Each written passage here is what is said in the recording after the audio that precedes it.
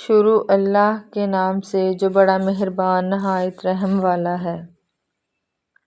انہوں نے ابن عباس رضی اللہ تعالیٰ عنہ سے کلام الہی لا تحرک بہ لسانک لا تعجل بہ الخ کی تفسیر کے سلسلے میں سنا کہ رسول اللہ صلی اللہ علیہ وآلہ وسلم نزول قرآن کے وقت بہت سختی محسوس فرماتے تھے، اور اس کی علامتوں میں سے ایک یہ تھی کہ یاد کرنے کے لیے آپ اپنے ہونٹوں کو ہلاتے تھے۔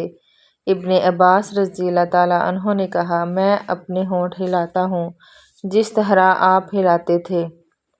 سعید کہتے ہیں، میں بھی اپنے ہونٹ ہلاتا ہوں جس طرح ابن عباس رضی اللہ تعالیٰ عنہ کو میں نے ہلاتے دیکھا۔ پھر انہوں نے اپنے ہونٹ ہلائے۔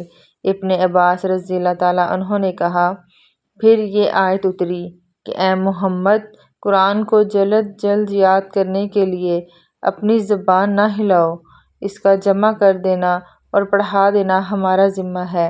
ابن عباس رضی اللہ تعالیٰ عنہ کہتے ہیں، یعنی قرآن آپ صلی اللہ علیہ وآلہ وسلم کے دل میں جما دینا اور پڑھا دینا ہمارے ذمہ ہے۔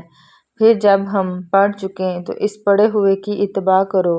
ابن عباس رضی اللہ تعالیٰ عنہ فرماتے ہیں، اس کا مطلب یہ ہے کہ آپ اس کو خاموشی کے ساتھ سنتے رہو، اس کے بعد مطلب سمجھا دینا ہمارے ذمہ ہے، پھر یقیناً یہ ہماری ذمہ داری ہے کہ آپ اس کو پڑھو، یعنی اس کو محفوظ کر سکو۔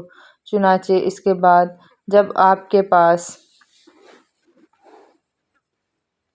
جبرائیل علیہ السلام وحی لے کر آتے تو آپ توجہ سے سنتے، جب وہ چلے جاتے تو رسول صلی اللہ علیہ وآلہ وسلم اس وحی کو اس طرح پڑھتے جس طرح جبرائیل علیہ السلام نے اسے پڑھا تھا۔